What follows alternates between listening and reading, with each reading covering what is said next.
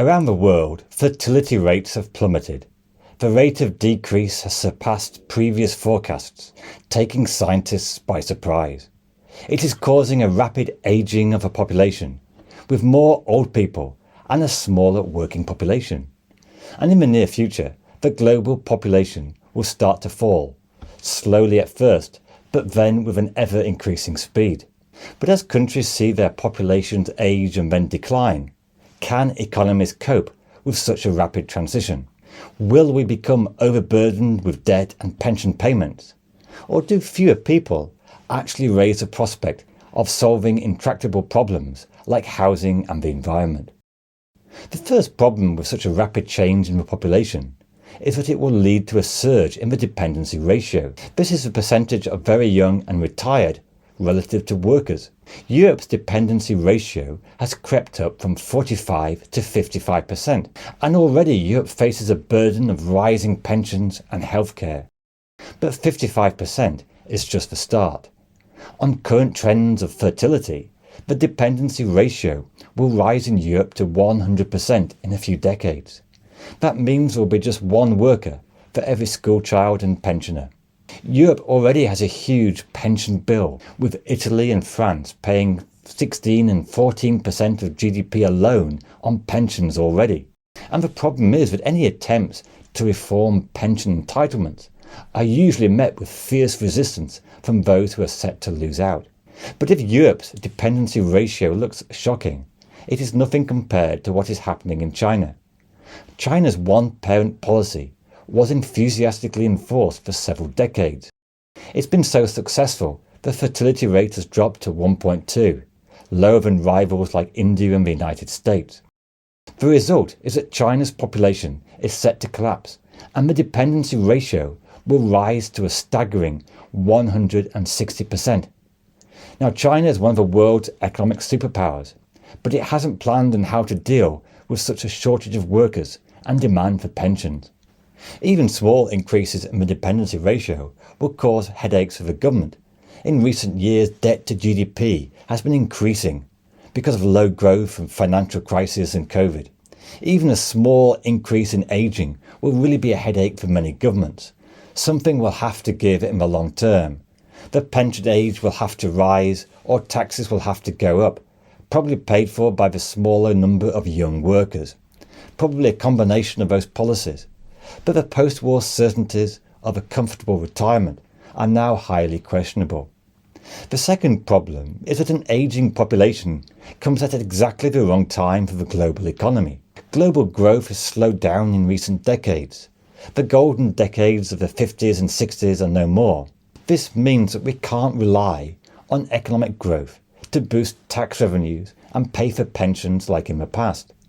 But also, this rapid ageing of a population is likely to harm economic growth itself.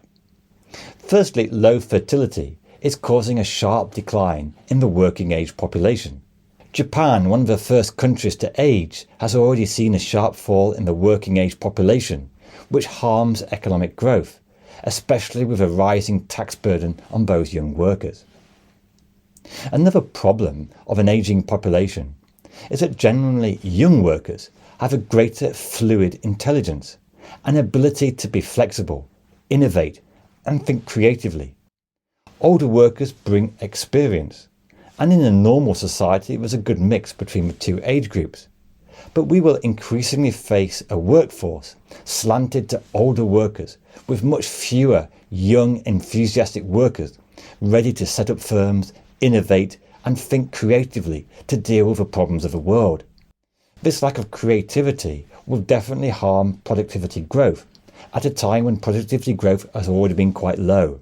People talk a lot about AI, but so far, in the past decade, productivity growth has been very disappointing. The third issue is that an ageing society changes the political landscape. Society will increasingly support policies which promote the interest of older people, because they will become the biggest voting bloc. The problem is that older people tend to support policies which are not helpful for economic growth, protecting pensions, blocking building of houses and things like that. And that will be an issue that in the young people will face higher taxes but also be outvoted by an ageing population. Another very real economic cost of an ageing population is healthcare. Now, we have increased life expectancy in recent decades, but not necessarily healthy life expectancy. Dementia and brain-related diseases like Parkinson's have been soaring in recent decades, and so far medical treatments have been ineffective. The result is an ever-increasing share of a population who need long-term, time-intensive social care. And the burden of this care will increasingly fall on a shrinking base of young people. It means they will have less time to work, but need more time to care for their parents and grandparents. Now, given these huge costs to societies of age, you might think that governments will be keen to reverse the trend, and indeed they are. But even countries with very specific incentives to have children have made remarkably little difference. For example, Singapore, which lavishes grants, tax rebates and childcare subsidies, still faces a fertility rate of 1.0. China is actively encouraging people to have more children. But despite the powerful influence of the communist state, people remain unmoved, and birth rates in China continue to fall. Changing social trends, improved education, access to contraception have created a perfect storm of declining fertility, in addition to all the economic costs of bringing up children in modern society. And COVID has only accelerated the trend towards lower birth rates. Jesús Fernández-Villaverde, an economist at the University of Pennsylvania, calculates that global fertility rates are falling much faster than anyone had realized before. The UR population group estimates that China only had 8.5 million births in 2023, a 50% drop from 2016, and the lowest figure since 1949. As a very rough rule of thumb, 8 million births and a life expectancy of 80, you're looking at a population of 640 million, more than 50% less than the current 1.4 billion. That's just a rough guess, but China's population is definitely on the way down. The only region where population is forecast to keep growing is Africa. On current trends, it could be the new geographical superpower, exceeding the combined populations of US, Europe and China. But even in Africa, birth rates are starting to fall. But is it all bad news? Back in the 18th century, Thomas Malthus warned of a demographic time bomb. Too many people, we would all starve. But he was completely wrong. We were saved by simple improvements in technology. And today, AI technology, battery technology is all developing fast and could theoretically replace much of the current manual labour, leading to huge productivity improvements and solving the problem of an ageing population. There could also be other unexpected breakthroughs, such as nuclear fission or very cheap renewable energy. Also, in economics, everything has its price. If we get a shortage of care workers, eventually that will cause higher wages and/or investment in technology to improve the situation. Also, there is already an immediate solution to an ageing population: immigration. This is why the US is set for a more gentle decline in the population. Historically, the US has been more welcoming of mass immigration. It has successfully absorbed new workers, helping the economy to grow.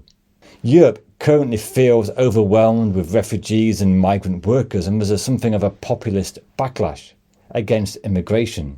For example, Italy has a net migration rate of just 1.6%, but the population is set to plummet in the coming years, and that's contributing to a stagnant economy in Italy.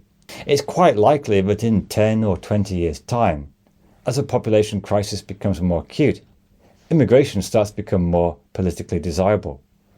But it might get to the point in the future where the demand for migrant workers is greater than the supply. Now, there are at least some very definite benefits of a falling population. Less congestion, easier to go around museums and enjoy the countryside, but also with less demand, it would ease the housing crisis, which is a big issue across the developed world. And it's really damaging the living standards at the present time, and ironically often given as a reason why people aren't having children. It's so expensive to live. And so if we do able to afford bigger houses with more bedrooms, it could be an economic factor that actually encourages higher birth rates. The other benefit of a falling population is that it will ease many environmental problems. The Earth is steadily warming and emissions continue to rise. But with less people, carbon emissions will definitely fall and pollution levels decrease. There will be less pressure on natural resources. There will be less need to dig up rainforests to meet the growing demand for food and water. And given all the political difficulties in dealing with environmental issues, a falling of population might be the best thing that could ever happen to the environment and long-term sustainability of a planet. One country that really embraced immigration in a bid to increase population was Canada. But is it working out for the country, or has it created more problems than it solved? This video goes into more detail about whether the economic situation of Canada is worse than it appears. Thanks for watching, and please do subscribe. There'll be lots more great videos coming soon.